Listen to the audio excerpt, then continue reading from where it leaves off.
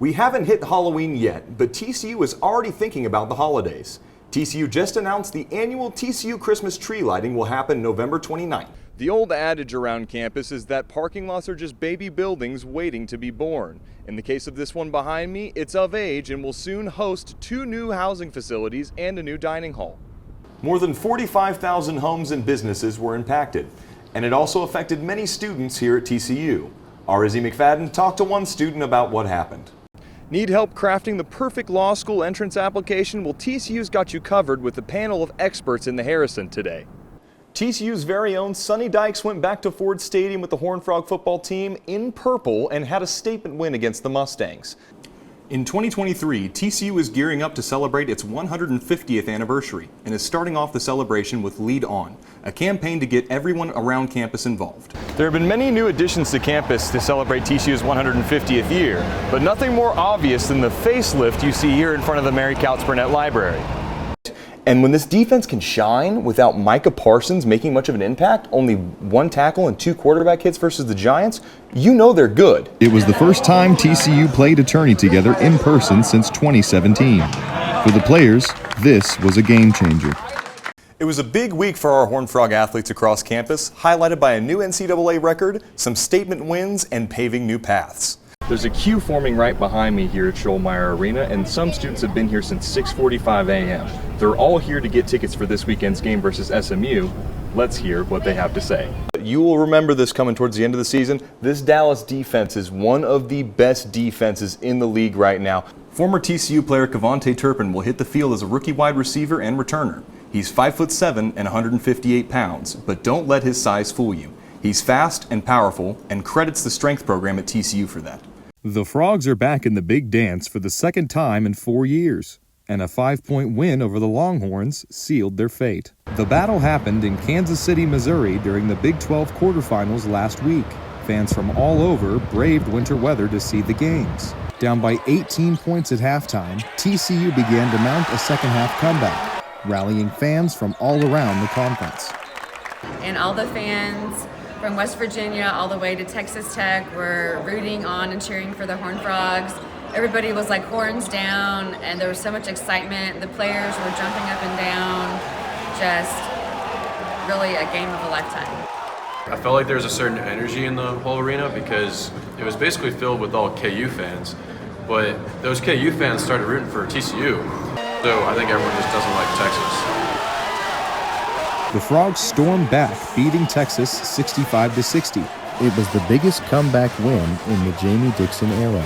Many fans made the 467-mile trip from Fort Worth, but some live just right down the street. We're small, but we're mighty. We're the Kansas City TCU fans. Every year that TCU's been in the Big 12, we've been here. Although TCU lost to KU in the semifinal matchup, fans are still excited about what the Frogs have accomplished and what's next. It's been such an outstanding season, and this team's got a lot of heart, and we've shown that. I think we've got a lot of potential, and I'm just excited to see us play. Yep. Tristen Smith, reporting for TCU News Now.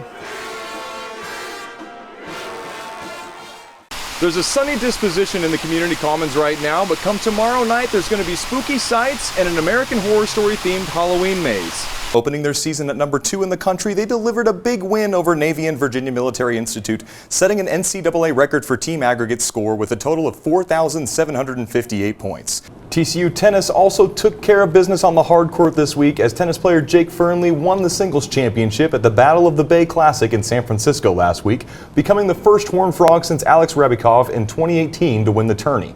The new 4-story building will be home to 240 medical students and hundreds of faculty and staff in the heart of Fort Worth's medical district. May not be a lot of people out here right now in front of Amon G. Carter Stadium, but come Sunday morning, there's going to be lots of runners, and they're all here for one cause: saving rhinos. The 35-minute lightning delay didn't stop the Frogs from winning 38-13, giving Sonny Dykes a win over his former team in his first visit back since being flown into Funky Town by helicopter last year. TCU is a microcosm in the growth of collegiate esports nationwide.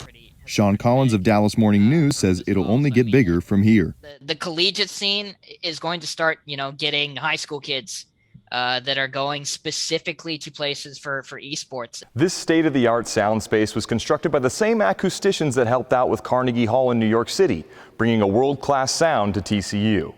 He looked comfortable in the pocket. He had all day to throw. Versus SMU, the pass rush was getting to him a little bit, but when he escaped from the pocket, it wasn't just take off with his legs. It was go ahead and take off outside the pocket, and he was completing throw after throw. Exactly. You can try a popular YouTuber's burgers just down the street from campus. Mr. Beast burgers are now available at the King Family Commons building where O'Brien's used to be. The old menu is gone, so if you're in the Worth Hills area and happen to stop by, you'll have to be okay with a Mr. Beast burger. It's a somber day here on campus as people gather inside the University Christian Church to celebrate the life and legacy of former Chancellor William Bill Tucker. Zooming out to the college football landscape in the Big 12, Kansas football is 4-0 for the first time since 2008, and they are turning heads nationally. Dykes said that Morris suffered a sprained knee during the third quarter versus Colorado last week and won't suit up for the Saturday home opener against Tarleton State. Since being reinstalled as the starting quarterback following Chandler Morris's injury against Colorado, Duggan has been a constant playmaker, and Coach Dykes has the utmost respect for how he has taken care of business this season. With the first round of the college football playoff rankings set to be released next Tuesday, we want to hear where our Horned Frogs think we're going to land. The NFL's policy requires evaluation after players are showing signs of gross motor ability, for example, verbatim from the NFL website, stumbling or falling to the ground when trying to stand. By Thursday morning, snowfall transformed the TCU campus into a winter wonderland and attracted students to the Commons for a little snow day fun. We now know when King Charles III will be officially crowned. Buckingham Palace announced his coronation will happen on May 6th at Westminster Abbey. Camilla, the Queen Consort, will be crowned as well. With a team that's basically leading statistically or tied statistically with a team like Oklahoma, who up until their loss to Kansas State last week was ranked 7th in the country, you got to get them in the top 25. Beyond the lush greenery of the Creative Commons lies a place where music has a home. But it's more than the beautiful architecture or the music that rings out from within. It's about the face that brought classical music and Cowtown together in harmony.